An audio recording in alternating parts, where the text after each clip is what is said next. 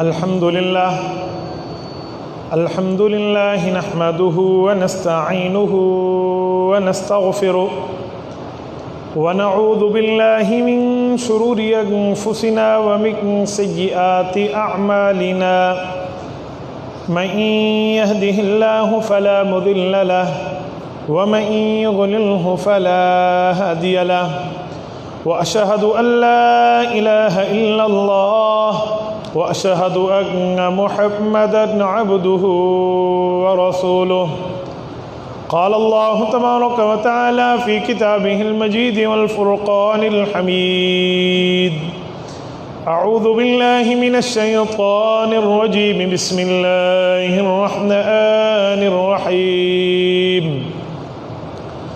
والذين يؤمنون بما أنزل إليك وما أنزل من قبلك وبالآخرة هم يوقنون عن أبي هريرة رضي الله تعالى عنه قال قال رسول الله صلى الله عليه وسلم مثلي ومثل الأنبياء من قبلي كمثل رجل بنى بيته فأحسنه وأجمله إلا موضع لبنة من زاوية فجعل الناس يطوفون به ويتعجبون له ويقولون هلا وضعت هذه اللبنة فأنا اللبنة وأنا خاتم النبيين رواه الإمام الهمام البخاري في صحيحه صدق الله العظيم وبلغنا رسوله النبي الأمي الكريم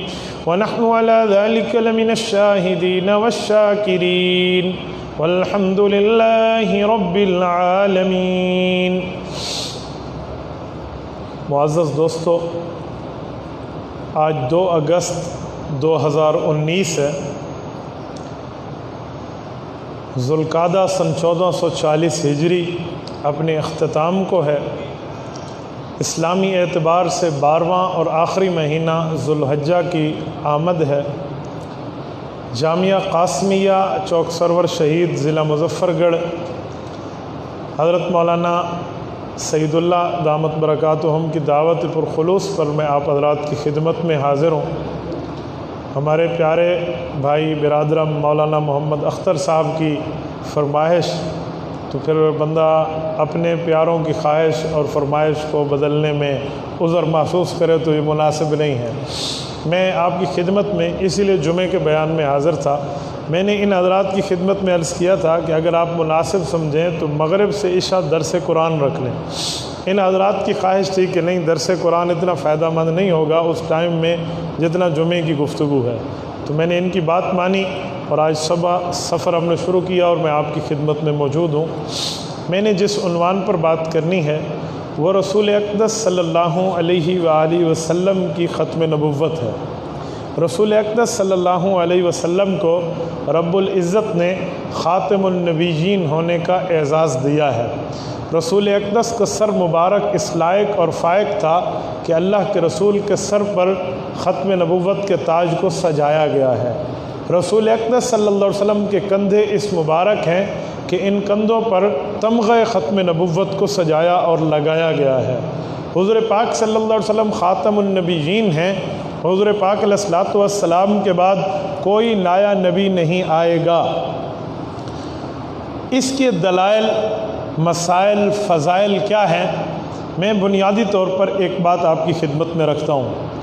قاسم العلوم والخیرات، بانی دارالعلوم دیوبند، حجت الاسلام والمسلمین حضرت امام مولانا محمد قاسم نانوتوی رحمۃ اللہ علیہ اپنی مایہ ناز کتاب تحذیر الناس میں ختم نبوت کے عقیدے پر ایک سوال کا جواب دیتے ہیں۔ وہ فرماتے ہیں، سوال اٹھتا ہے کہ صرف آخری نبی حضور کو بنا کر بھیجا گیا تو صرف آخری ہونے میں کوئی فضیلت ہے؟ کوئی بندہ اول بیٹھے آخر بیٹھے، آنے میں اول آئے یا آخر آئے، فی نفس ہی آخری ہونا یہ کوئی فضیلت کی بات تو نہیں ہے۔ صرف اگر ختمے کے لفظ کو دیکھا جائے، ختم کو دیکھا جائے کہ آخری ہیں اور کوئی صفات نہ دیکھی جائیں تو صرف آخری ہونے میں کون سی عزت ہے؟ جو باقیوں میں نہیں ہے۔ ذرا یہ سمجھائی جائے۔ وہ فرماتے ہیں صرف ختم نبوت نہیں ہے، یہ سوال تب اٹھتا ہے جب ہم ختم نبوت کا ایک معنی سمجھتے ہیں، حالانکہ ختم نبوت کے حضور پاک صلی اللہ علیہ وسلم کے لیے دو معنی موجود ہیں۔ اگر ان دو معنوں کو سمجھ لیا جائے اور ان دو مطالب اور مفہوم کو اپنے ذہن میں بٹھا لیا جائے تو ختم نبوت کا رتبہ، ختم نبوت کا مرتبہ، ختم نبوت کی حیثیت ابھر کے سامنے آتی ہے۔ میں مثال دے رہا ہوں، ایک لفظ میں شروع میں بولوں، ایک آخر میں بولوں، تو جو شروع میں بولا جو آخر میں بولا لفظ تو برابر ہے۔ کوئی وجہ ہے ختم نبوت کے مرتبہ حضور کو دینے کی؟ فرماتے ہیں جی وجہ ہے۔ وہ وجہ کیا ہے؟ میں اس وجہ کو بیان کرنے سے پہلے ایک تمہید آپ کی خدمت میں رکھتا ہوں۔ تمہید مہد سے نکلا ہے۔ مہد عربی میں گود کو کہتے ہیں۔ بچہ اپنی ماں کی گود میں پیدا ہونے کے بعد اٹھنا بیٹھنا جانتا ہے تو پھر آگے چل سکتا ہے۔ اگر ماں کی گود میں بچے کی تربیت ٹھیک نہ ہو ابتدا میں، پوری زندگی اس کی تربیت کوئی پیر فقیر ٹھیک بہت مشکل سے کر سکے گا۔ اصل ماں کی گود ہے، تو ماں کی گود کو مہد کہتے ہیں۔ حدیث پاک میں ہے اطلب العلم من المہد الی اللحد، ماں کی گود سے قبر تک علم حاصل کرو۔ تو ماں کی گود بچے کو ابتداءً میسر ہوتی ہے، شروع میں میسر ہوتی ہے، یہاں بندہ سیکھتا ہے تو آگے چل سکتا ہے۔ اسی لیے تقریر کے ابتدائی حصے کو، بات کے شروع کے حصے کو، بیان کے پہلے حصے کو تمہید کہتے ہیں، تاکہ وہ اصول جو آگے چل کے سمجھانے ہیں ان سے واقفیت پہلے حاصل کر لی جائے۔ اور اگر تمہید سمجھ نہ آئے تو اگلی گفتگو سمجھ نہیں آتی۔ جیسے ماں کی گود میں تربیت ٹھیک نہ ہو تو اگلی زندگی پھر ٹھیک نہیں چلتی۔ میری گفتگو کی تمہید یہ ہے کہ اللہ نے نبیوں کو ختم کرنا ہے، یہ سلسلہ اللہ کہیں بھی کر دیں، خالی نبیوں کے سلسلے کو ختم کرنے میں افضلیت کہاں ہے؟ تو افضلیت صرف ختم کرنے میں نہیں ہے بلکہ دو معنوں میں ہے۔ حضرت نانوتوی رحمۃ اللہ علیہ نے ایک حدیث پاک لکھی ہے۔ یہ حدیث امام احمد رحمۃ اللہ علیہ نے مسند احمد میں ذکر فرمائی ہے۔ حضرت ارباز ابن ساریہ فرماتے ہیں رسول اقدس صلی اللہ علیہ وسلم نے ارشاد فرمایا انی عند اللہ مکتوب خاتم النبیین وان آدم لمنجدل فی طینتہ علیہ الصلاۃ والسلام۔ فرمایا لوگو، ابھی اللہ نے حضرت آدم کو وجود دے کر دنیا میں نہیں بھیجا تھا، اللہ نے اس سے پہلے مجھے خاتم النبیین بنانے کا فیصلہ کر لیا تھا۔ میں سوال کرتا ہوں، اس حدیث پاک کو سامنے رکھ کے حضرت نانوتوی کے طرز پر الفاظ میرے ہوں گے، مفہوم ان کا ہوگا کہ اللہ کے رسول کو ختم نبوت کا تاج کب ملا؟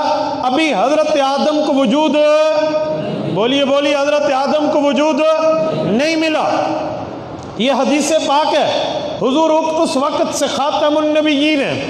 اگر ختم نبوت کا معنی صرف یہ ہو کہ حضور کے بعد نبی پیدا نہیں ہوگا تو رسول اللہ تو پیدائش آدم سے پہلے خاتم النبیین بن چکے ہیں، پھر آدم پیدا کیوں ہوئے؟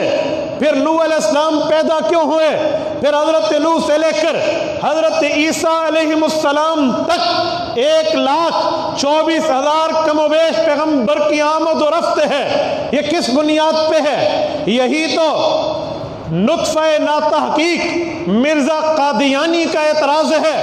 وہ کہتا ہے میرے آنے سے ختم نبوت میں فرق نہیں پڑتا، میرے دعوے نبوت سے ختم نبوت پر زد نہیں پڑتی۔ کہتے دلیل یہ ہے حضور پاک نے فرمایا میں اس وقت خاتم النبیین تھا، ابھی حضرت آدم کو پیدا نہیں کیا گیا۔ مرزے کا نظریہ یہ ہے کہ جب حضرت آدم سے پہلے حضور پاک خاتم النبیین تھے، پھر 1,24,000 پیغمبر آئے، ختم نبوت میں فرق نہیں آیا، تو میرے آنے سے ختم نبوت پہ فرق کیسے آئے گا؟ یہ اس کا سوال ہے۔ اور جو لوگ ختم نبوت کے عقیدے پر کام کر رہے ہیں یہ جو مسلمان طبقہ ختم نبوت کے عقیدے کو لے کر میدان عمل میں ہے، ان کے لیے اس سوال کے جواب کی تیاری از حد فرض عین ہے۔ اگر اس سوال کا جواب نہیں لیا جائے گا تو قادیانی تو ختم نبوت کی راہ کھول رہا ہے، وہ تو ختم نبوت کی دیوار پر سد ڈال رہا ہے، وہ تو توڑنا چاہ رہا ہے۔ تو اس کا جواب میرے دوستو، اگر علوم علماء دیوبند سے آنکھیں بند کر لیں، اگر قاسم العلوم والخیرات مولانا نانوتوی رحمۃ اللہ علیہ کی کتابوں سے آنکھیں بند کر لیں، پھر خالہ جی کا کام نہیں ہے اس جگہ کا جواب دینا، پھر مذاق نہیں ہے اس سوال کا جواب دینا، پھر دل گردے کا کام ہے اس سوال کو حل کرنا۔ رب کروڑوں رحمتیں نازل فرمائے حضرت صدیق اکبر رضی اللہ عنہ کے نسبی اور روحانی فرزند مولانا نانوتوی کی قبر پہ، جنہوں نے مرزا قادیانی کی فتنے سے پہلے ایک سوال کو اٹھا کے جواب دیا، اگر اس جواب کو لیں تو مرزائیت کی کلے کما ہو جاتی ہے۔ اب میں جواب ذکر کرتا ہوں۔ حضرت نانوتوی فرماتے ہیں ختم نبوت کے معنی سمجھنے میں مرزا نے غلطی کی ہے۔ مرزا عقل سے کودن ہے، بے وقوف ہے، وہ عقل سے معوف ہے۔ اس نے ختم نبوت کے ایک معنی سمجھا کہ حضور آخری ہیں، بس۔ اس نے ختم نبوت کا دوسرا معنی نہیں سمجھا۔ کیوں؟ ختم نبوت کے تو کئی معنی ہیں، ان میں دو معنی سر فہرست۔ مثلا میں مثال دے رہا ہوں، حضرت مولانا عبد المجید فاروقی دامت برکاتہم کا ہم نے سبق سنا، وہ بخاری پڑھا رہے تھے، تو ہم لوگوں نے آپس میں بات کی کہ شیخ پر بخاری کا علم ختم ہے، یعنی بہت اچھے علوم ہیں، تو اس کا کیا مطلب کہ شیخ کے بعد اس دھرتی پہ بخاری کوئی نہیں پڑھائے گا؟ کسی قاری کی ہم نے قرات سنی، ہمیں اس کی قرات تجوید بہت اچھی لگی، وہ بہت کار کا مجود ہے، بہت اچھی تجوید بیان کر کے، بہت اچھی تجوید کے ساتھ جو ہے نا خوش الحانی میں قرآن پڑھتا ہے، ہم کیا کہیں گے؟ اس پر تو قرآن کی تجوید ختم ہے۔ کیا معنی؟ اس کے بعد تجوید کوئی نہیں کرے گا؟ کسی حسین اور جمیل کو دیکھ کے کہے اس کا حسن بتاتا ہے کہ حسن اور خوبصورتی اس پر ختم ہے، اس کا کیا معنی؟ اس کے بعد حسین پیدا نہیں ہونے؟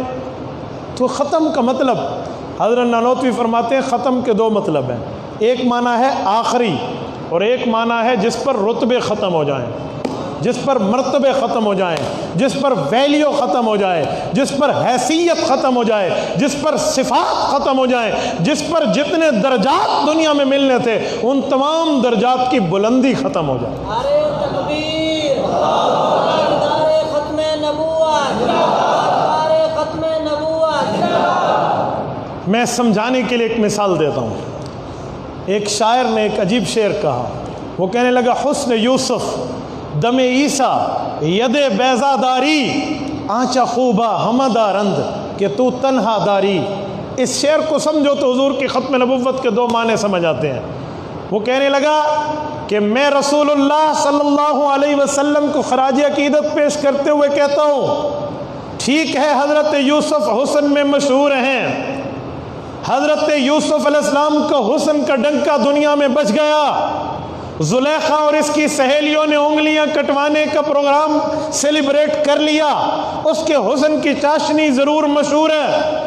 دم عیسیٰ، حضرت عیسیٰ پھونک مارتے تھے مٹی کا پرندہ زندہ ہو جاتا تھا، اگرچہ یہ بات طے ہے، ٹھیک ہو گیا۔ ید بیضا داری، حضرت موسیٰ کا معجزہ تھا، ان کے ہاتھ کی برکت، سانپ بن جاتا ڈنڈا، ڈنڈا بن جاتا سانپ، وہ ڈنڈا دریا پہ لگتا، دریا دو ٹکڑوں میں بدل جاتا، یہ ان کے ہاتھ کا معجزہ۔ آنچ خوبہ ہمدارن، میں مانتا ہوں وہ نبی اپنی جگہ بہت باصفات ہیں، تو تنہا داری، لیکن جو رتبے تجھ محمد کو ملے ہیں اس میں تو اکیلا۔ سنو سنو سنو، توجہ رکھنا، ذہن سلپ نہ کرنا، میں گفتگو شروع کر چکا ہوں، میرے ساتھ اپنے ذہن کو سلامت رکھنا۔ مثلا جن رتبوں کو انبیاء کرام نے پانا تھا، جن صفات کو انبیاء کرام نے حاصل کرنا تھا، حضرت آدم سے حضرت عیسیٰ تک جتنے درجات، جتنے مرتبات، جتنی صفات ان کو ملنی تھی، ان کو بعد میں ملی، وہ تمام تمام درجات کی بلندی حضور کو پہلے مل گئی. اسے کہتے ہیں انی عند اللہ مکتوب خاتم النبیین. اس وقت سے حضرت رسول اللہ صلی اللہ علیہ وسلم اس وقت سے خاتم النبیین ہیں. اس سے پتہ چلتا ہے رسول اقدس کو وہ مرتبے ملے جو بعد میں حضرت آدم کو ملے، حضور کو پہلے ملے. جو رتبے حضرت نوح کو بعد میں ملے، حضور پاک کو پہلے ملے. حضرت موسیٰ و عیسیٰ، حضرت زکریا و دانیال، حضرت یعقوب و یوسف، حضرت ابراہیم و اسماعیل کو جو رتبے، جو مرتبے، جو بلندی درجات پہلے بعد میں ملنی تھی وہ پہلے حضور کو مل چکی تھی. ملا علی قاری رحمۃ اللہ علیہ نے مرقات شرح مشکات میں لکھا ہے ای وجبت علیہ النبوہ کہ رسول اللہ کے لیے بڑے مرتبے ہونے کا فیصلہ پہلے کر لیا گیا تھا. وجود بعد میں ملا ہے. جب حضرت آدم پیدا ہوئے پھر اولاد آدم بنے ہیں، لیکن کانسیپٹ ہم جسے کہتے ہیں، جسے سمجھنے کے لیے میں تصور کہہ دوں، ہم پہلے فیصلہ کر لیتے ہیں یوں ہوگا. اللہ کا علم اتم ہے، ہمارا علم ناقص. رب العزت کے فیصلے کامل ہیں، ہمارے فیصلے ناقص ہیں. اللہ نے اپنے کامل علم کے مطابق حضور کی آمد کو جانا ہوا تھا. وہ رتبے جو انبیاء کو دیے پہلے حضور کے لیے فیصلہ کر لیے تھے. اب میں ان تھوڑے سے فیصلوں کو کھولتا ہوں، سنیں. حسن یوسف، حضرت یوسف کو حسن ملا ہے، رسول اللہ صلی اللہ علیہ وسلم کو اس سے بڑھ کے ملا ہے. ایک ہے دعویٰ کہ حضرت یوسف کو حسن ملا، حضور کو بڑھ کے ملا. خطیب صرف دعویٰ کرتے ہیں، مسلک کے وکیل اس کی دلیل بھی دیتے ہیں. تو میں آپ کی خدمت میں اس کی دلیل رکھتا ہوں. اگر کوئی آپ سے پوچھے فلما رأینہ اکبرنہ وقلنا حاشا للہ ما ھذا بشرا ان ھذا الا ملک کریم. مصر کی عورتوں نے حضرت یوسف کو دیکھ کے انگلیاں کاٹ ڈالیں، اتنے حسین تھے، پتہ نہ چلا انگلی پھل پہ چل رہی یا چھری پھل پہ چل رہی یا انگلی پہ چل رہی، پتہ نہ چلا. حسن کی چاشنی اتنی تھی. کیا حضور کو دیکھ کے بھی کسی نے اپنا ہاتھ کاٹا ہے؟ اگر کاٹا ہے تو دلائل میں پیش کرو. آؤ میں پیش کرتا ہوں، سنیں.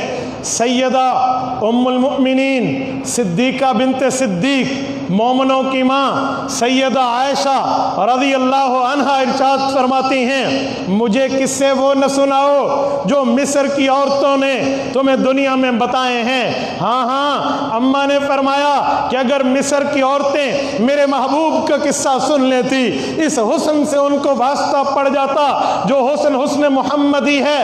خدا کی قسم وہ اپنے پیسے جیبے میں روک لیتی، جیب میں بند کر لیتی. وہ کہتی ہم حضرت یوسف کو خریدنے میں وہ پیسے نہیں لگا سکتے. فلو سمعوا فی مصر اوصاف خدہ ما بذلوا فی سوم یوسف من نقدہ. اگر حضور پاک کے رخسار کے حسن سے مصر کی عورتوں کو واسطہ پڑ جاتا، وہ اپنے پیسے حضرت یوسف کے خریدنے میں خرچ نہ کرتی. کیوں؟ لوامی زلیخت لو رائن جبینہ لأثرن بالقطع قلوبہن علی الید. مصر کی عورتوں نے یوسف علیہ السلام کو دیکھا تو ہاتھ کی انگلیاں کاٹی، میرے نبی کو دیکھ لیتی تو دل کو کاٹ دیتی. چوک سرور شہید کے دوستو، جامعہ قاسمیہ کے سامعین میں ایک سوال کرتا ہوں، دل کو کیوں کاٹتی؟ پھل ہاتھ پہ رکھا جاتا ہے، انگلی کٹنا تو سمجھ آتی ہے، دل پہ تو نہیں رکھا جاتا کہ ادھر بیٹھ کے چھری چلائی جائے. ہر بندہ پھل کو ہاتھ میں رکھتا ہے. اگر بھولے سے پھل نہ کٹا تو انگلی کٹ جائے، یہ ممکن ہے، پاسبل ہے، لیکن دل پہ رکھ کے تو کوئی پھل نہیں کاٹتا. پھر اماں جان نے یہ کیسے فرما دیا رضی اللہ عنہا کہ وہ دل کو کاٹ لیتی؟ اس کے سمجھنے کے لیے ایک بات سمجھیے میرے دوستو. واٹر پمپ یہ بور کیا گیا ہے، وہاں سے پانی نکلتا ہے، ٹینکی میں پانی جمع ہوتا ہے، ٹوٹی اور نل کے ذریعے پانی نکلتا ہے. پانی جہاں سے اصل نکلا وہ موٹر پمپ کے بور والی جگہ ہے، جہاں سے ظاہر ہو رہا وہ نل کی جگہ ہے، جہاں جمع ہو رہا وہ ٹینکی کی جگہ ہے. ایک سمندر ہے، سمندر سے دریا، سمندر سے نہریں نکلتی ہیں، اور نہروں سے آگے نالیاں نکلتی ہیں، نالے نکلتے ہیں، بن کے ساتھ پانی لے جایا کرتے ہیں، تو پتہ چلا ایک ان کا مین معاملے کی جگہ ہے، مین ہیڈ کوارٹر ہے، باقی بوسٹر ہیں۔ ہیڈ کوارٹر جہاں پر چیز جمع ہوتی ہے، بوسٹر جہاں سے چیز نکلتی ہے۔ سنو، فرمایا حضرت یوسف علیہ السلام کا رتبہ دیکھو، رسول اللہ صلی اللہ علیہ وسلم کا رتبہ دیکھو تو ختم نبوت کا معنی یہ سمجھ آئے گا۔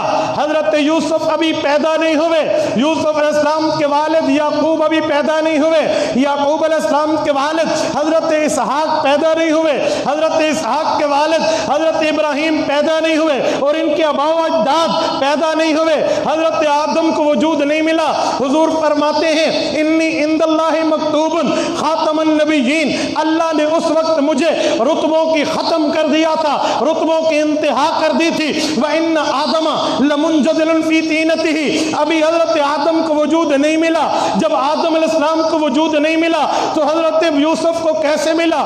پتہ چلا وجود یوسف وجود آدم سے پہلے یہ حسن حضور کو مل چکا تھا، یہ چاشنی حضور کو مل چکی تھی، یہ خوبصورتی حضور کو مل چکی تھی۔ حضور منبع حسن ہے، حضور پاک سے حسن جمع ہو کے باقیوں کو گیا ہے۔ حضور پاک منبع ہے، خزانہ ہے، مخزن ہے، مین ہیڈ کوارٹر ہے، یہاں پر ملا، ان کی وجہ سے باقیوں کو ملا، کیونکہ انہیں وجود نہ ملا تو باقیوں کو کیوں ملتا؟ اصل مقصود یہ تھے، اصل حسن یہاں تھا۔ حضرت یوسف میں پہنچا ہے، مین ہیڈ کوارٹر حضور کی ذات ہے، نکلا حضرت یوسف کے چہرے سے ہے، وہ شاخ ہے، یہ اصل ہے۔ فرمایا اسی طرح انسان کا جسم ہے، انسان کے جسم میں جو حکمرانی ہے وہ دل و دماغ کی ہے، جو ہیڈ کوارٹر ہے وہ دل اور دماغ ہیں، جو کارندے ہیں، ہر کارے ہیں، کام کرنے والے ہیں، وہ باقی اعضاء ہیں۔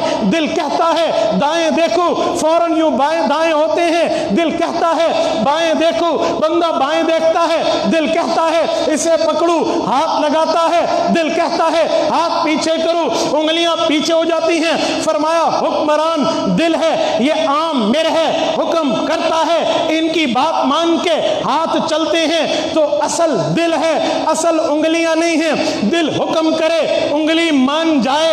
حضرت یوسف اصل حسن نہیں تھے، وہ شاخ حسن تھے۔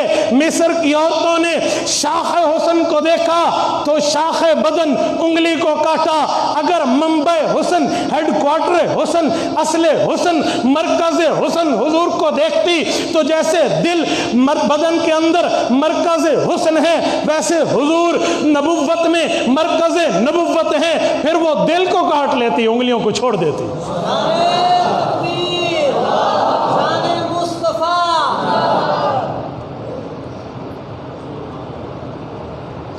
دل کاٹنے کا مقصد پھل رکھنا نہیں ہے، دل کاٹنے کا مقصد منبع حسن ہے۔ اچھا، حسن یوسف دم عیسیٰ، دم عیسیٰ پہ آئیں۔ حضرت عیسیٰ علیہ السلام کو اللہ نے معجزہ دیا، پھونک مارے پرندہ اڑ جائے، قبر پہ آئیں اسے پھونک مارے وہ بندہ دوبارہ دنیا میں آ جائے، قم باذن اللہ کہے تو وہ آ جائے، پھر واپس لوٹا دے تو چلا جائے۔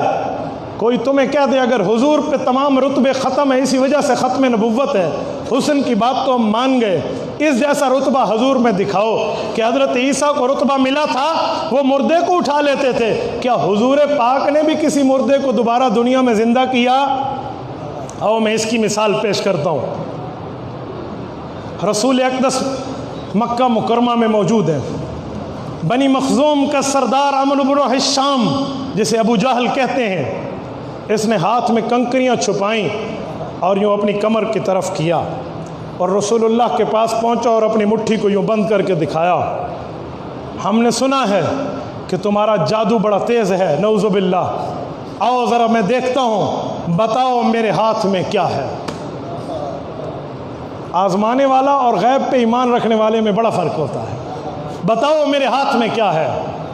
آپ نے واقعہ سنا ہے، میں واقعہ نہیں سناتا، میں ایک دلیل دیتا ہوں اس واقعے سے۔ گویا رسول اللہ نے زبان حال سے یوں فرمایا ہوگا کہ ابو جہل دنیا کے جادوگر بھی چھپی ہوئی چیز جادو سے بتا دیں اور میں بھی بتا دوں، پھر جادوگروں میں اور مجھ میں کیا فرق رہے گا؟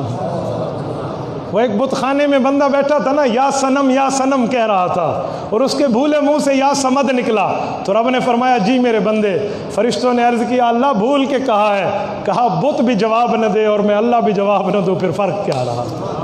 تو جادوگر بھی چھپی ہوئی چیز اپنے منتر سے شو شلنتر انتر منتر پڑھ کے بتا دے، کوئی تکا چھکا مار دے، اور رسول اللہ بھی یوں بتا دیں، تو پھر نبوت میں اور جادو اور سحر پہ فرق کیا رہا؟ ابو جہل کہہ رہا بتاؤ میرے ہاتھ میں کیا ہے؟ تو حضور نے یوں فرمایا ہوگا کہ ابو جہل میں بتاؤں تیرے ہاتھ میں کیا ہے؟ یہ کوئی فضیلت ہے؟ تیرے ہاتھ کا کنکر بولے گا انی رسول اللہ، تیرے ہاتھ کا کنکر بولے گا میں کون ہوں، تو وہ کنکر کلمہ پڑھتے ہوئے بول پڑا کہ اے ابو جہل جس کا واسطہ سامنے ہے وہ اللہ کا رسول ہے۔ یار میں بتاؤں یہ کیا ہے؟ وہ بتائے میں کون ہوں۔ حضور نے یوں کہا، اب سنو میں فٹ کر رہا ہوں، جو رتبے حضرت عیسیٰ علیہ السلام کو ملے وہ رسول اللہ پر کیسے پورے ہوئے؟ حضرت عیسیٰ کے پھونک سے ان بندوں میں دوبارہ روح آئی جن میں پہلے کبھی روح تھی۔ بندہ قبر میں جائے تو روح کا تعلق ہوتا ہے نا، روح تو نکل جاتی ہے، تو جس میں پہلے روح تھی اس میں دوبارہ تعلق قوی کر کے اٹھا دینا، اگر یہ فضیلت ہے تو ان پتھروں کو روح دے دینا، ان پتھروں کو گویائی دے دینا جن میں روح آئی نہیں ہے، اس سے بڑھ کے فضیلت ہے۔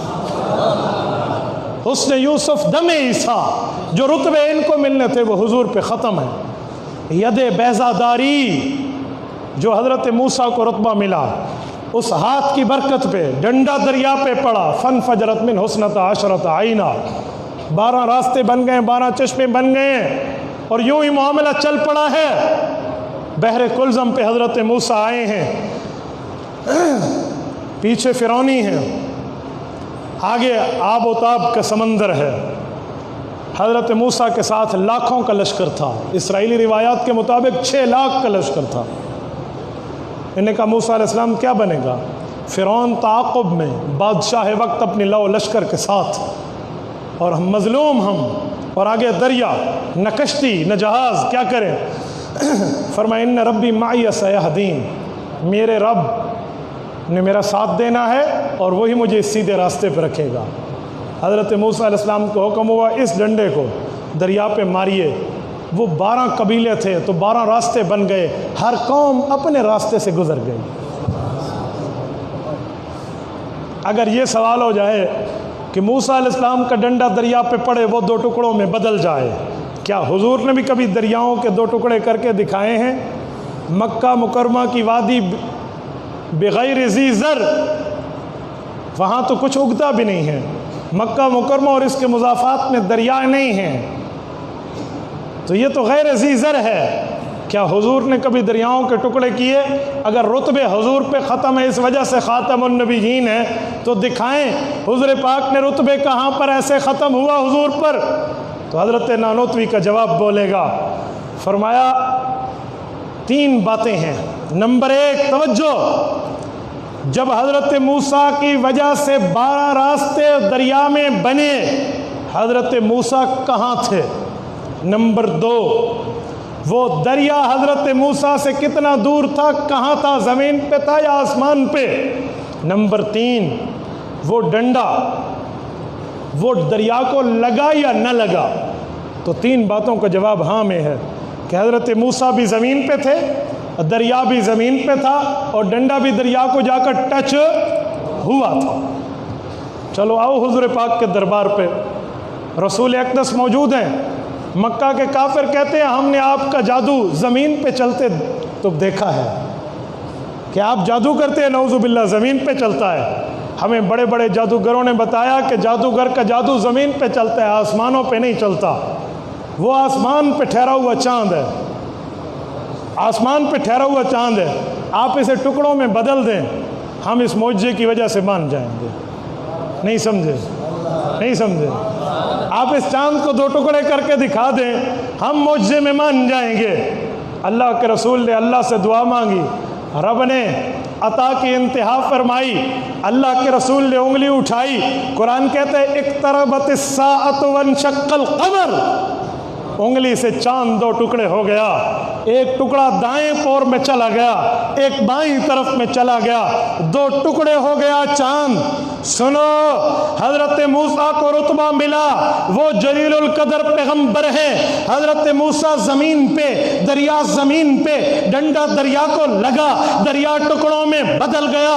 حضور پاک زمین پہ نہیں ہے، حضور زمین پہ ہیں، چاند زمین پہ نہیں ہے، چاند آسمانوں کی بلندیوں میں لٹکا ہوا ہے۔ حضور پاک زمین پہ، چاند آسمان پہ، اور حضرت موسیٰ کا ڈنڈا دریا کو ٹچ ہوتا ہے، حضور پاک کی انگلی چاند کو ٹچ نہیں ہوتی۔ بغیر مس کیے، بغیر لگے، بغیر چھوئے چاند 2 ٹکڑوں میں بدل جاتا ہے۔ اگر اس کو رتبہ ملا، وہ جلیل القدر پیغمبر ملا، تو وہ رتبے اس پہ ختم ہے، یہ خاتم النبیین بنا۔ حسن یوسف دم عیسیٰ، ید بیضاداری، آنچ خوبہ ہمدارند کہ تو تنہا داری۔ حضرت یوسف کو حسن کا معجزہ، حضرت عیسیٰ کو پھونک کا معجزہ، حضرت موسیٰ کو ڈنڈا دریا پہ لگانے کا معجزہ ملا، وہ جلیل القدر نبی بنے۔ وہ رتبے تم پہ ختم تھے، وہ معجزے تم پہ ختم تھے، وہ صفات تم اصل مرکز میں لوٹ آئے تو آپ خاتم النبیین بنے۔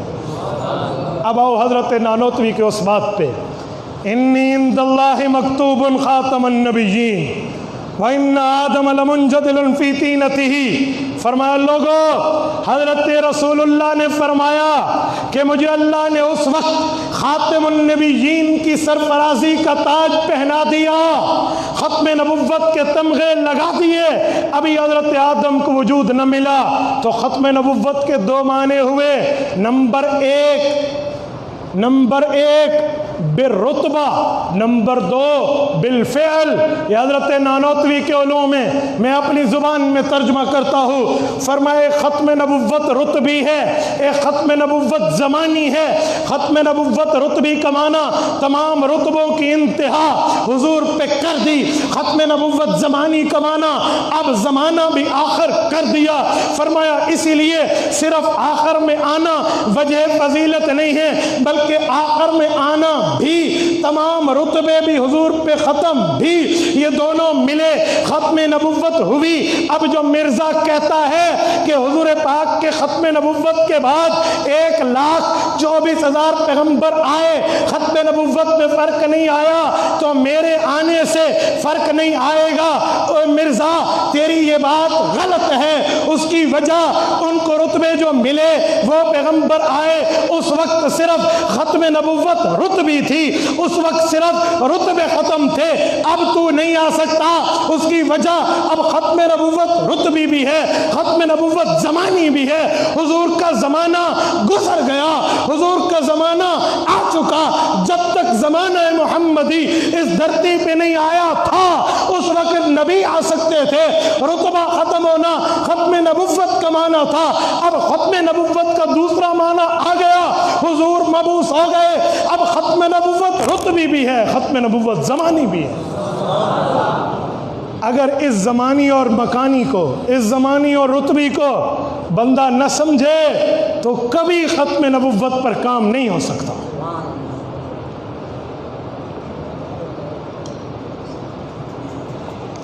میرے دوستو،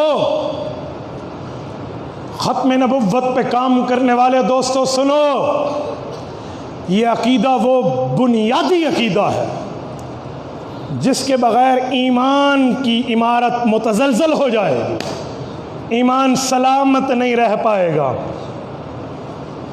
علامہ محمد اقبال رحمۃ اللہ علیہ فرماتے ہیں کہ کوئی مجھے کہے اقبال تو نمازی ہے، اقبال تو بڑا روزے دار ہے، اقبال تیرا حج ہے اور تو سال کی سالانہ زکوٰۃ ادا کرتا ہے، کبھی میں مسلمان نہیں ہو سکتا۔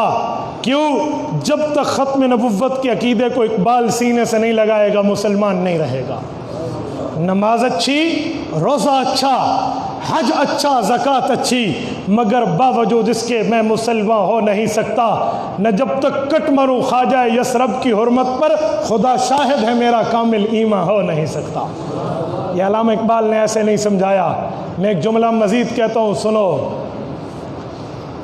ختم نبوت جب حضور پہ رتبے بھی ختم ہے، ختم نبوت جب حضور پہ زمانے بھی ختم ہیں، اب نیا نبی نہیں آئے گا، لیکن مسئلہ یہ ہے ہمارے نوجوان کو آج ختم نبوت پہ تیاری نہیں ہے، ختم نبوت کی دلائل سے واقفیت نہیں ہے، ختم نبوت کے علوم پہ دسترس نہیں ہے، ختم نبوت کے عقیدے پہ اس کو دلائل کی مالا مالی حیثیت میں خزانہ حاصل نہیں ہے۔ وہ علماء کے پاس آنا اپنا عیب سمجھتا ہے، اہل علم کے سامنے گھٹنا ٹیکنا اپنی بےزتی سمجھتا ہے، اس نے مولوی کو دہشت گرد ڈکلیئر کر لیا ہے، وہ مولوی کو انتہا پسند سمجھتا ہے، وہ سمجھتا ہے ملا جی کے پاس ہے کیا، اس لیے وہ نہیں آیا۔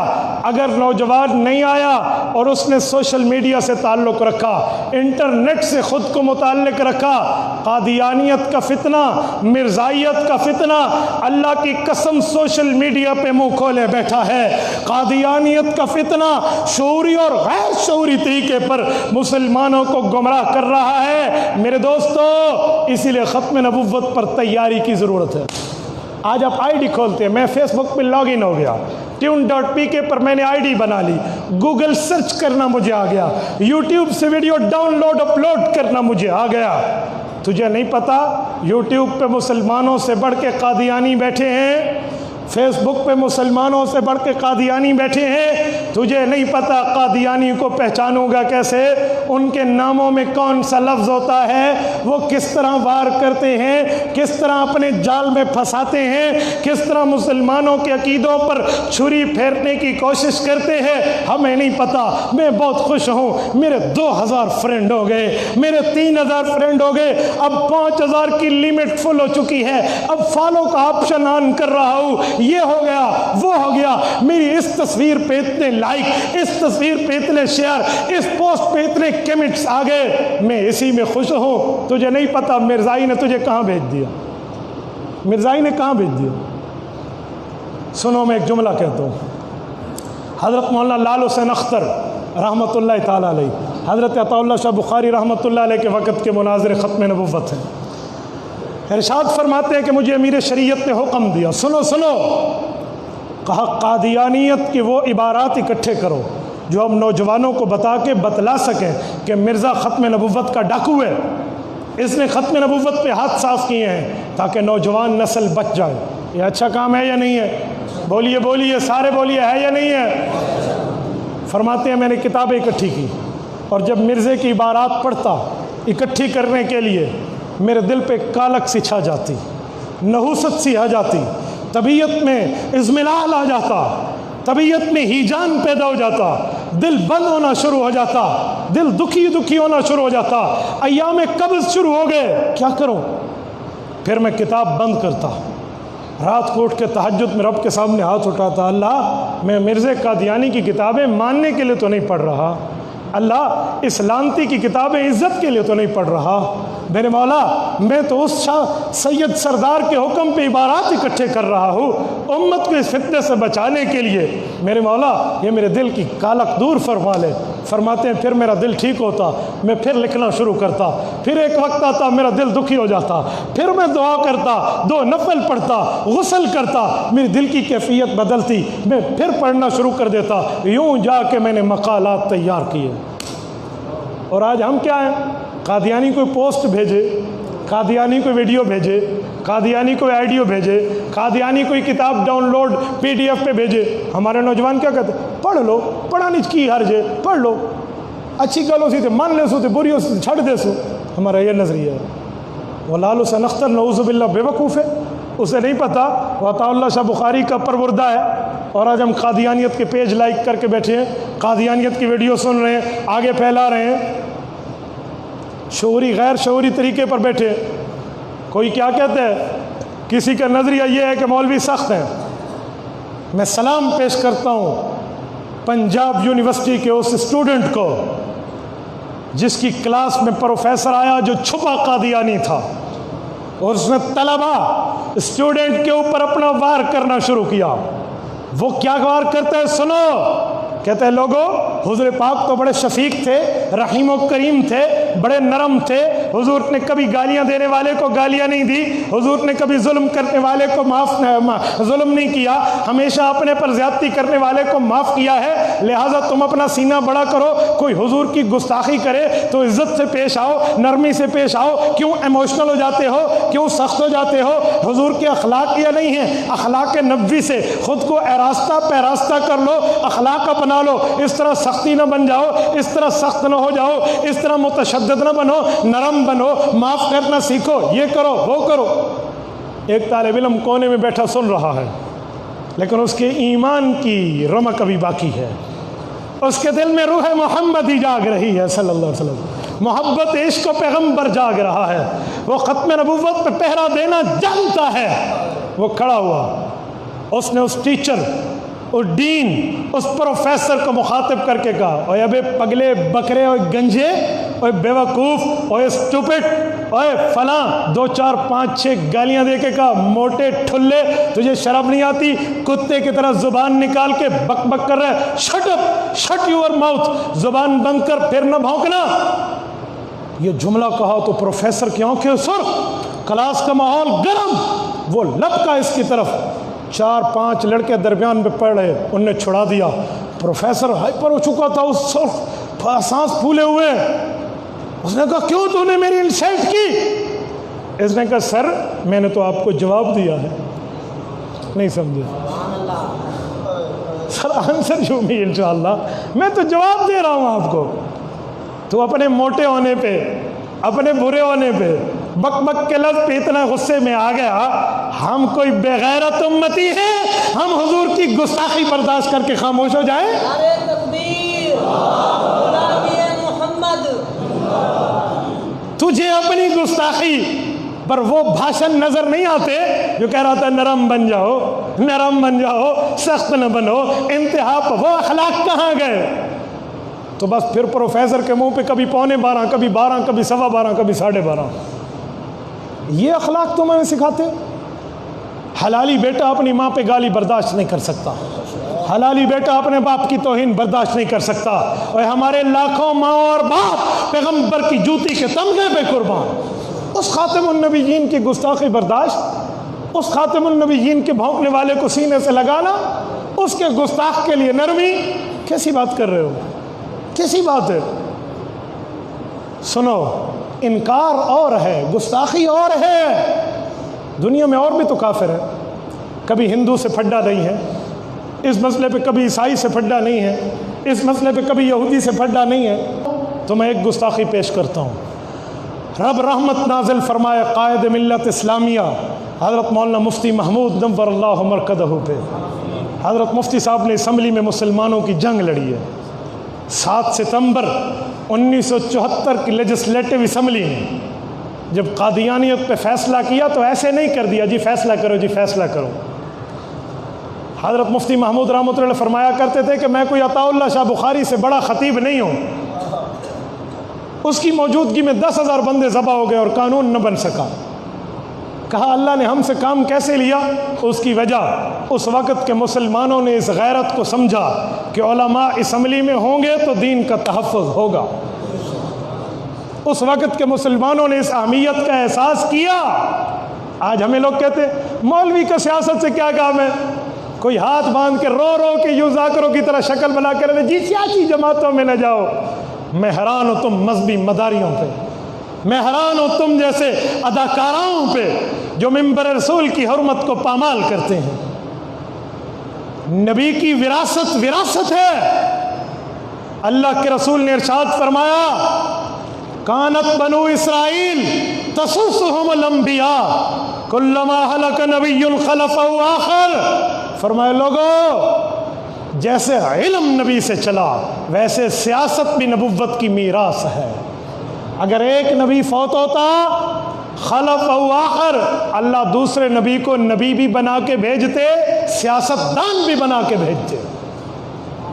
اگر نبی کی وراثت یہ مسلح ہے، یہاں کسی دنیا دار کو آنا تمہارے لیے باعث شرم ہے، جنازے کے مسلح پہ آنا دنیا دار کے لیے باعث شرم ہے، نکاح پڑھانے کے لیے نکاح خان دنیا دار کا ہونا تمہارے لیے باعث شرم ہے، تو سیاست بھی نبوت کی وراثت ہے، سیاست بھی نبوت کی نیابت ہے، سیاست بھی نبوت کی طرف سے ہے۔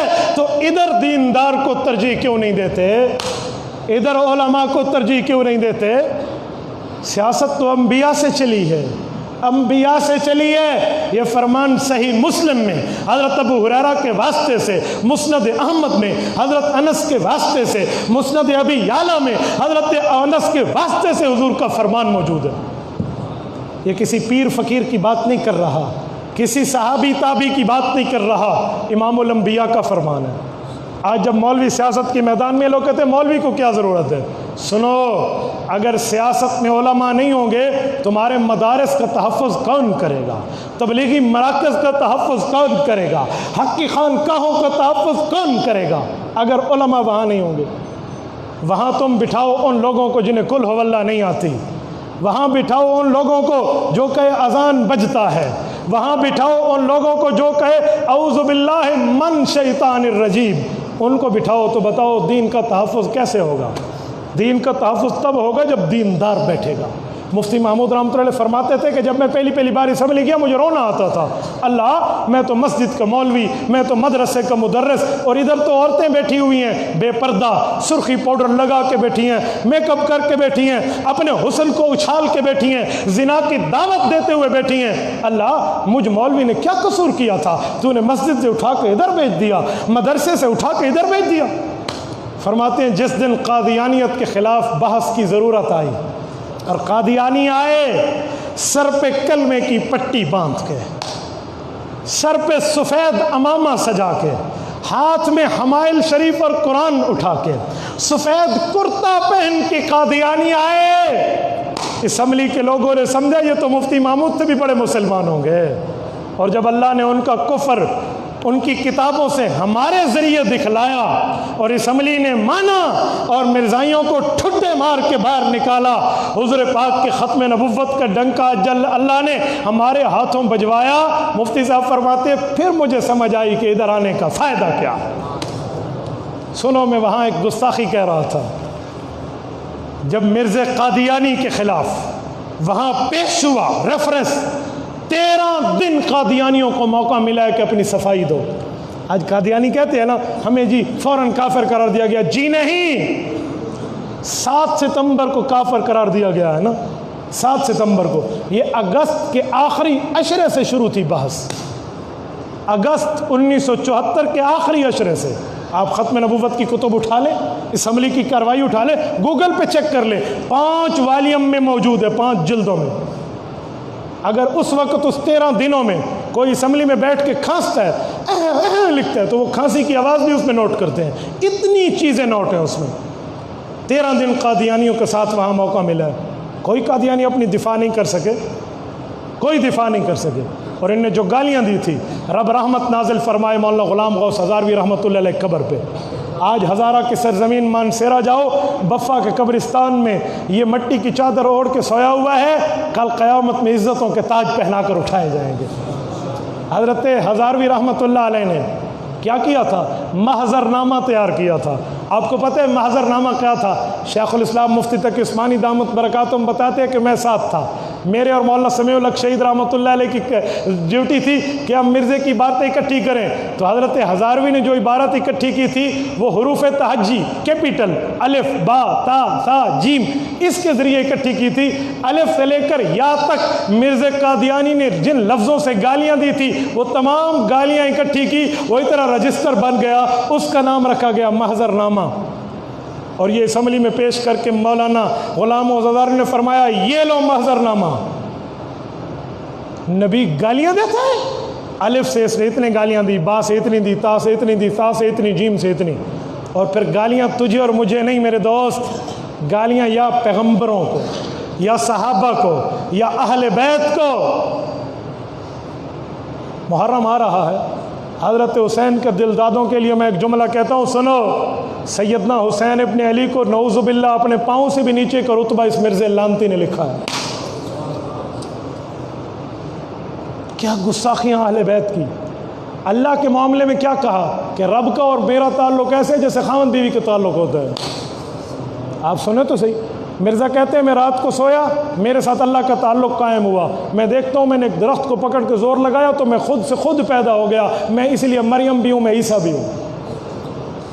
گستاخی تو دیکھیں، جب مفتی محمود رحمۃ اللہ علیہ نے یہ گستاخیاں دکھائیں اور آخر میں پھر اسمبلی کے لوگوں کا ایمان جھنجھوڑا، کہا لوگوں تم اپنی ماں کو حلال طریقے پر پیدا کرنے والی عورت سمجھتے ہو یا حرام زادی سمجھتے ہو؟ انہوں نے کہا کیوں؟ انہوں نے کہا صدر بھٹو آپ، وزیر اعظم آپ بیٹھے ہیں، اٹارنی جنرل عبداللطیف آپ بیٹھے ہیں، پیرزادہ صاحب آپ بیٹھے ہیں، جتنے وہاں بڑے تھے، کہ بتاؤ تمہاری ماں نے تمہیں حلال زادہ پیدا کیا یا حرام زادہ؟ انہوں نے کہا مفتی محمود کیا ہو گیا ہے، کیا کہہ رہے ہو بتاؤ؟ کہا نہیں ہمیں جواب دو۔ کہا کوئی اپنی ماں پہ شک کر سکتا ہے؟ کہا ہمیں ہماری ماں نے حلال زادہ بنا کے پیدا کیا۔ کہا مرزے کی احمدیہ پاکٹ بک دیکھو، یہاں یہ لفظ لکھا ہوا ہے، مرزا کہتے ہیں کل مسلم یصدقنی ویقبل دعوتی الا ذریۃ البغایا، کہ ہر مسلمان میری بات مانتا ہے، جو مجھے نبی نہیں مانتا وہ کنجری کی اولاد ہے۔ تو اس پر ابل اٹھے وہ لوگ۔ تو میرے دوستو ایک موقع ایسا بھی آیا، ہمارے حضرات بڑے بتایا کرتے تھے کہ جہاں مرزا ناصر مرزائیوں کے بڑے نے کہا یہ ہماری کتاب نہیں ہے، مفتی صاحب نے کہا فیصلہ ہو گیا، اس سے فوراً ٹیلی فون کھینچ لو، اس کو ٹیلی فون کی سہولت نہ دو، مجھے بھی نہ دو، مرزائیوں کو بھی ایک کمرے میں بند کرو، رابطے کی سہولت کاٹ دو، مجھے بھی ایک کمرے میں بند کرو، رابطے کی سہولت کاٹ دو۔ ابھی وزیر اعظم بھٹو چنیوٹ کے ڈی سی کو فون کر کے کہے کہ آپ ربوہ بک سینٹر پہ مرزائیوں کی کتاب گھر پہ جاؤ اور یہی کتاب ابھی ابھی منگواؤ، ہیلی کاپٹر پہ 1 گھنٹے میں کتاب آ جائے گی، اگر کتاب سے یہ لفظ نہ نکلا مفتی محمود اپنی موت لکھ دے گا۔ نعرہ تکبیر، حاضر علماء دیوبند، حاضر علماء دیوبند۔ ہمارے حضرات کہتے ہیں پھر کتاب 2 گھنٹے میں پہنچی ہے اسمبلی، وہاں سے منگوائی گئی اور وہی لفظ پروف ہوئے۔ اس پر ہمارے اکابر کی محنتیں ہیں، اسی لیے قادیانیت کو سمجھو نوجوانوں، خالی فیس بک پہ اپنے فرینڈز لائک شیئر اور کمنٹ نہ دیکھو، اپنی آئیڈیز نہ دیکھو، قادیانیت پڑھو، سمجھو یہ بہت بڑا اس امت کا فتنہ ہے، بہت خاتم المحدثین جس پر حدیث کا علم گویا ختم، مولانا سید انور شاہ کشمیری رحمۃ اللہ علیہ فرماتے تھے اگر ہم حضور کی ختم نبوت کا تحفظ نہ کریں تو ہم سے گلی کا کتا بہتر ہے۔ کوئی جس کا کام بخاری پڑھانا، ان کی سوانح حیات میں لکھا ہے کہ مولانا شبیر احمد عثمانی ان سے آخری وقت ملنے گئے فوتگی کے دن، تو علامہ عثمانی یہ کتاب اٹھا کر نا اس کتاب کے اوپر یوں لیٹے ہوئے تھے اور مائکروسکوپ لگا کر یوں پڑھ رہے تھے یوں، تو علامہ عثمانی نے ان کی نکاحت دیکھی، بیماری دیکھی، تکلیف دیکھی، تو آخر عرض کیا کہ حضرت شیخ مکرم وہ کون سے علم کا نقطہ ہے جو آپ سے مخفی رہ گیا، وہ کون سے نقطے ہیں حدیث اور قرآن کے، آپ نے سب کچھ تو لکھوا دیا، آپ ابھی بھی مطالعہ فرما رہے۔ تو سر اٹھا کے کہا فضل احمد، ان کا نام فضل تھا مولانا شبیر عثمانی کا، کہا شبیر احمد علمی مطالعہ ایک چاہت ہے جو آخری دم تک ساتھ نہیں چھوڑتی۔ یہ بندہ جو خود کو کہے پھر مجھ سے تو گلی کا کتا بہتر ہے، اور جب بہاولپور یہاں تشریف لائے ایک خاتون کی دعوت پہ چل کے، ایک خاتون کی دعوت پہ چل کے عدالت آئے، یہاں آ کر ٹھہر کے وہ اللہ دتا بےمان مناظر تھا مرزائیوں کا، اس نے حوالہ پیش کیا مسلم الثبوت کا، تو حضرت کشمیری رحمۃ اللہ جج کو فرمایا کہ جج یہ جھوٹ بولتا ہے، یہ لفظ یوں نہیں ہے یہ یوں ہے، تو جج نے کہا کشمیری صاحب آپ کے پاس تو کتاب بھی نہیں ہے، وہ تو کتاب دیکھ کے واہ واہ پڑھ رہا ہے، آپ کیسے کہہ رہے ہیں؟ انہوں نے فرمایا میں نے 34 سال پہلے اس کتاب کا مطالعہ کیا تھا اور ختم نبوت کی حلف، اللہ کا نام لے کر حلف دے کر کہتا ہوں ختم نبوت کے صدقے رب نے مجھے اتنا ذہن دیا ہے میں آج تک اس کو پروف کر سکتا ہوں۔ وہ کتاب کھولی گئی تو وہ اللہ دیتا بالکل شرمندہ ہو گیا، جھوٹ بول رہا تھا۔ تو میرے دوستو جب یہ جانے لگے تو انہوں نے فرمایا بہاولپور کے دوستو وفا کرنا، میزبانوں کا وفا کرنا، کہا یہ فیصلہ مرزا قادیانی کے کفر کا آئے گا، یہ فیصلہ آ جائے میں زندہ رہوں تو خود سننے آؤں گا عدالت میں، اور اگر فوت ہو جاؤں تو میری قبر پہ آ کر سنا دینا۔ اور حضرت کشمیری اس فیصلے کے وقت دنیا سے رخصت ہوئے تھے، ان کی قبر پہ جا کر وہ فیصلہ سنایا گیا تھا۔ میرے دوستو ختم نبوت کے دلائل، ایک قادیانی سے میری بات ہوئی ایک دفعہ سوشل میڈیا پہ، میں نے اسے کہا مرزے کی نبی مانتے ہو تمہیں شرم نہیں آتی؟ وہ مجھے کہنے لگا ہمارے پاس دلیلیں ہیں، میں نے کہا ہم دلیل نہیں مانتے، ہمارے امام صاحب کے مطابق جو آدمی دلیل مانگے اس کا اپنا ہی مان جاتا ہے، ہمیں تمہیں سے دلیلوں کی ضرورت نہیں ہے۔ اس نے کہا میں ایک بات پیش کرتا ہوں۔ اس نے کیا پیش کی؟ اس نے کہا مرزے کی عبادت اتنی تھی کہ اللہ کو پسند آیا، اللہ نے نبی بنا دیا۔ میں نے اسے کہا مرزے کی عبادت سے پہلے ابو بکر کی عبادتیں قرآن میں ذکر ہیں۔ اذ یقول لصاحبہ، صحبت پیغمبر تو عبادت ہے، اس پر تو صحابیت کا رتبہ ملتا ہے۔ ابو بکر کی عبادتیں قرآن میں ہے، والذی جاء بالصدق وصدق بہ، اس کی تصدیق قرآن میں ہے۔ وَسَيُجَنَّبُهَا الْأَتْقَى، الْأَتْقَى سب سے بڑا تقوی والا کہہ کے اللہ نے اس کا تقوی ابو بکر کا قرآن میں ذکر کیا۔ 31 آیات عمر فاروق کے لیے قرآن میں نازل ہوئی ہیں۔ عثمان غنی کے لیے قرآن کریم کے حروف گواہی دیں گے کہ یہ قرآن پر اس کا خون آیا اور یہ شہید ہوا۔ سیدنا علی المرتضیٰ نے قرآنی علوم کے ڈنکے دنیا میں بجائے، ان کی عبادتیں اللہ کو پسند نہیں آئی کہ انہیں نبی بنا لیتے۔ یہ مرزا کانا ملا تھا، 2 لائٹیں گاڑی کی سلامت نہ ہو تو موٹر وے والے نہیں چلنے دیتے۔ شاہراہ موٹر وے پہ گاڑی نہیں چل سکتی، تمہاری 2 لائٹوں میں 1 لائٹ ہے، تو شاہراہ نبوت پہ یہ 1 لائٹ والا کیسے چل سکتا ہے؟ یہ مرزا گاما، یہ مرزا کانا، یہ گھسیٹی، یہ کس بنیاد پہ چل سکتا ہے؟ جس غلیظ نسل کا، غلیظ کیڑے کا عالم یہ ہے، وہ کہتے ہیں میری 2 جیب تھی، ایک جیب میں ڈھیلے رکھتا تھا اور ایک جیب میں رکھتا تھا اس سنجے کے لیے ڈھیلے، اور ایک میں گڑ رکھتا تھا۔ مرزا بشیر احمد اس کا بیٹا ہے، وہ مرزا قادیانی کی سوانے میں لکھتا ہے ابو جی اتنے سادے تھے، ڈھیلوں کو کھاتے رہتے تھے اور گڑ سے استنجا کرتے رہتے تھے۔ جو دائیں جوتی کو بائیں پاؤں میں، بائیں جوتی کو دائیں پاؤں میں پہنے، اوپر کا بٹن نیچے، نیچے کا اوپر۔ ایک دن مقتدیوں نے کہا امام صاحب آپ نے تو پگڑی بڑی عجیب قسم کی باندھی ہے۔ کہتے ہیں مرزے نے پگڑی اتاری تو دیکھا پگڑی نہیں تھی، اپنی بیوی کی شلوار باندھی ہوئی تھی۔ مرزے نے لکھا ہے مجھے ہر مہینے 10 دن حیض آتا ہے، یہ نبی ہے، اس ملعون کو نبوت کے درجے پہ بٹھاؤ، یہ نبوت کی گستاخی نہیں ہے؟ اس ملعون کو سید عطا اللہ شاہ بخاری فرمایا کرتے تھے یہ الگ بات ہے کہ مرزا شکل کا جنازہ تھا، عقل کا جنازہ تھا، دماغ کا جنازہ تھا، اس پر بدصورتی ختم تھی، بے وقوفی ختم تھی، کانا تھا، کالا تھا، دجال تھا، نہ کپڑے سیدھے، نہ اس کی لباس سیدھا، نہ کنگھی سیدھی۔ فرماتے اگر یوں نہ ہوتا، 2 فٹ کا چوڑا سینہ ہوتا، 14ویں رات کی طرح چاند کے چمکنا چہرہ ہوتا، لمبی دراز قدوں والا ہوتا، لمبی پلکوں کا صاحب حسن ہوتا، اور میرے نانا صلی اللہ علیہ وسلم پر گستاخی کے ہاتھ اٹھاتا، خدا کی قسم بخاری مر جاتا، اس کو کافر ضرور کہتا۔ منیر جج تھا، قادیانی تھا، جسٹس منیر حضرت بخاری سامنے پیش ہوئے تو اس نے کہا کوئی نبوت کی ایسی چیز بتاؤ جو مرزے میں نہ ہو۔ وہ خود قادیانی تھا۔ یہ سوال ہے پوچھنے کا، حالانکہ ایسی چیزیں نہیں پوچھی جاتی، چیزوں کی بنیاد پہ نبوت نہیں ملتی، نبوت سلیکشن پہ ملتی ہے، الیکشن پہ نہیں ملتی، رب کا انتخاب ہوتا ہے۔ تو حضرت بخاری نے کہا بتاؤں؟ انہوں نے کہا جی۔ کہا برداشت کر لو گے اپنے نبی کے لیے؟ کہا جی ہاں۔ کہا نبی کے لیے کم از کم شرط یہ ہے کہ بندہ شریف زیادہ ہونا چاہیے۔ اب وہ آگ بگولا ہو گیا۔ اس نے کہا آپ بات کرتے ہیں، آپ نے کہا تھا مرزا میرے سامنے ہوتا میں اس کا گلا پکڑ کے مار دیتا، اب بھی اس بات پہ قائم ہو؟ حضرت بخاری رحمۃ اللہ علیہ نے فرمایا جی ہاں، ہوش و حواس میں کہا تھا، اب بھی قائم ہو۔ اس نے کہا آپ کو پتہ ہے آپ عدالت میں ٹھہر کے توہین کر رہے ہیں؟ کہا تجھے پتہ ہے تو یہاں ٹھہر کے توہین رسالت کر رہا ہے، اور توہین رسالت والا عطا اللہ شاہ بخاری کے سامنے بچ کے نہیں جائے گا۔ میرے دوستو اس طرح چلا ہے معاملہ، اس طرح چلا ہے۔ 10-10 ہزار آدمیوں کی جانیں لگی ہیں۔ مولانا امین گیلانی رحمۃ اللہ علیہ کے لیے لکھتے ہیں کہ وہ جیل میں، گجرانوالہ کی جیل میں قید کاٹ رہے تھے، ان کے پاس ان کی بوڑھی اماں کو بلایا گیا جو چل نہیں سکتی تھی، ہاتھ میں لرزہ تھا، چھوٹی بیٹی کو بلایا گیا، دیکھو کتنا حساس وار کر رہے ہیں، اور ماں کو بلایا گیا جیل کے سپرنٹینڈنٹ جیل کے آفس میں، اور ان کو کہا آ جاؤ ذرا آپ کی ملاقات ہے۔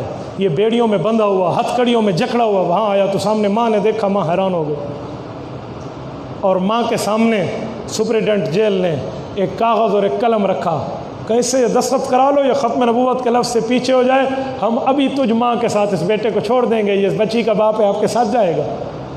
مجھے بتاؤ ماں کے دل پہ کیا گزری ہوگی؟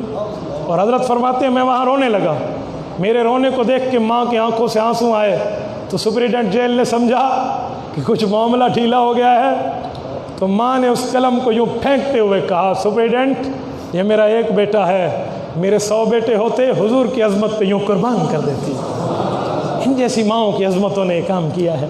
اور آج ہم قادیانیت کے معاملے میں بہت نرم سمجھتے ہیں، قادیانیت کے معاملے کو بہت چھوٹا سمجھتے ہیں۔ یاد رکھو کل قیامت میں پوچھا جائے گا۔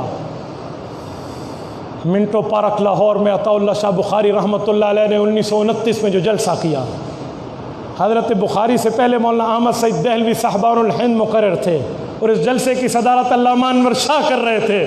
علامہ اقبال جیسے بندے اس اسٹیج پر موجود تھے۔ حضرت بخاری نے راجپال گستاخ رسول کے لیے لفظ بولا تھا، لوگو یہ حضور کی گستاخی کر رہے ہیں، کل قیامت کا دن ہوگا، عائشہ پیغمبر کا حرم، فاطمہ پیغمبر کی عزت اور بیٹی اگر تم سے پوچھ لیں تمہارے پاس طاقت تھی، قوت تھی، تم اس کی گستاخیوں کو روک سکتے تھے۔ میرے نبی، میرے باپ کا اور میرے خاوند کا کلمہ پڑھ کے تم نے عزتیں تو لی، لیکن جب میرے باپ اور خاوند کے عزت پہ پہرا دینے کی باری آئی تم نے کتنا اسٹینڈ لیا؟ بتاؤ کیا جواب دو گے؟ اس جلسے پہ علم الدین اٹھا تھا۔ اس کا باپ کیا کام کرتا تھا؟ کوئی مولوی نہیں تھا، اس کا باپ یہ دیواریں چنتا تھا، درخان مستری تھا۔ تو جب اس کو قبر میں اتار رہے تھے تو علامہ اقبال نے کہا تھا، اسی تک دے رہ گئے در درخانہ دا منڈا بازی لے گئے، ہم دیکھتے رہ گئے وہ بازی لے گیا۔ تو میرے دوستو ختم نبوت کے لیے تن من دھن لگ جائے نا، یہ سودا سستا ہے، مہنگا نہیں ہے۔ ان صحابہ کی عورتوں کو دیکھو جو چھوٹا بچہ اٹھا کے لائے، یا رسول اللہ جنگ پہ جا رہے ہیں یہ لے لیں۔ کوئی سادی عورت، یہاں تو کسی کے پاس تلوار گھوڑے کی نہیں ہے، وہ اپنے آپ کے لیے چل رہے ہیں، تیرے بچے کی حفاظت کے لیے تو ایک بندہ لگانا پڑے گا۔ کہا نہیں، میرا بچہ آپ کی حفاظت کرے گا۔ کہا یہ شیر خوار بچہ، دودھ پیتا بچہ ہماری حفاظت کیسے کرے گا؟ کہا اگر کوئی کافر وار کرے آپ پر، ہمارے بچے کو آگے کر دینا، یہ کٹ جائے اور حضور کی جان بچ جائے۔ یہ محبتیں ہیں۔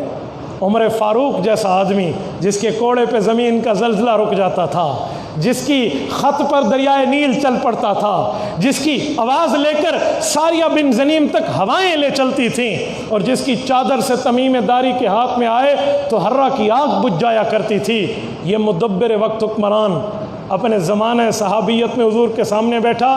کہا یا رسول اللہ ایمان کا درجہ؟ حضور نے فرمایا ایمان کا درجہ یہ ہے، اپنے ماں باپ، آل اولاد، بیوی بچوں سے بڑھ کے مجھ سے پیار کرو۔ حضرت عمر نے عرض کیا یا رسول اللہ ساری دنیا سے بڑھ کے آپ سے پیار کرتا ہوں، لیکن ماں باپ اور بچوں کا معاملہ کیسے چھوڑوں؟ فرمایا عمر یوں کام نہیں چلے گا جب تک ان سے بھی بڑھ کے مجھ سے پیار نہیں ہوگا۔ حضرت عمر کچھ تھوڑا سا تأمل کر کے پھر گویا ہوئے کہ یا رسول اللہ آپ کیا فرما رہے تھے؟ حضور نے سینے پہ ہاتھ مار کے کہا عمر یوں ایمان قابل قبول نہیں ہے۔ حضرت عمر فرماتے حضور کا ہاتھ میرے سینے پہ لگنا تھا، وہ ایمانی ٹھنڈک آئی کہ مجھے بیوی بچے بھول گئے۔ میں نے کہا یا رسول اللہ اب مجھے آپ سے سب سے زیادہ محبت ہے۔ حضور نے کندھے پہ ہاتھ رکھ کے فرمایا الآن یا عمر، اب مومن کامل بندہ بن جائے گا۔ کیوں محبتیں رکھیں گے کام بنے گا۔ اللہ آپ کو اور ہمیں ختم نبوت پر پہرے کی بھی توفیق عطا فرمائے۔ اللہ ہمارے ملک میں ختم نبوت کا تحفظ فرمائے۔ اس لیے میرے دوستو ان کا ساتھ دیں جو ختم نبوت کا ساتھ دے، جو ختم نبوت کا ساتھ نہیں دیتا ہم اس کا ساتھ دے کر آخرت برباد نہیں کر سکتے۔ مجھے سیاست سے غرض نہیں ہے، پالیٹکس سے غرض نہیں ہے، مجھے کسی جماعتوں سے غرض نہیں ہے، میں ختم نبوت کے محافظین کو دیکھتا ہوں، ان کی حفاظت کس نے کی ہے۔ اور اللہ کا کرم، اللہ کا شکر، اللہ کا احسان ہے، مفتی محمود رحمۃ اللہ علیہ نے اسمبلی میں بیٹھ کے یہ قانون بنوایا تھا تو آج مفتی کے نام لے وہاں موجود ہیں۔ انشاءاللہ اس پر پہرے کی بات آئے گی تو پہرا دے کر دکھائیں گے، وہ اندر اور ہم اسمبلی سے باہر۔ انشاءاللہ اس پر محنت جاری رہے گی، کریں گے انشاءاللہ، سارے دوست بتائیں کریں گے، ختم نبوت پر تیاری کریں گے، اس کو مسائل سے پڑھیں گے۔ اور ایک وعدہ ہاتھ اٹھا کر میں اور آپ سے لیتا ہوں، جتنی آئیڈیز ہیں، جو سوشل میڈیا آپ لوگ چلاتے ہیں، آپ اس پر قادیانیت کے خلاف کام کریں گے، کرو گے، رسول اللہ کی رضا کے لیے، حضور پاک علیہ السلام کی خوشنودی اور اللہ کی رضا کے لیے کرو گے، قادیانیت کو ناکو چنے چباؤ گے، اللہ آپ کو اور ہمیں صراط مستقیم عطا فرمائے اور قادیانیت کا منہ کالا اور اہل حق کا بول بالا فرمائے۔ وآخر دعوانا ان الحمد للہ رب العالمین۔ جمال الوجود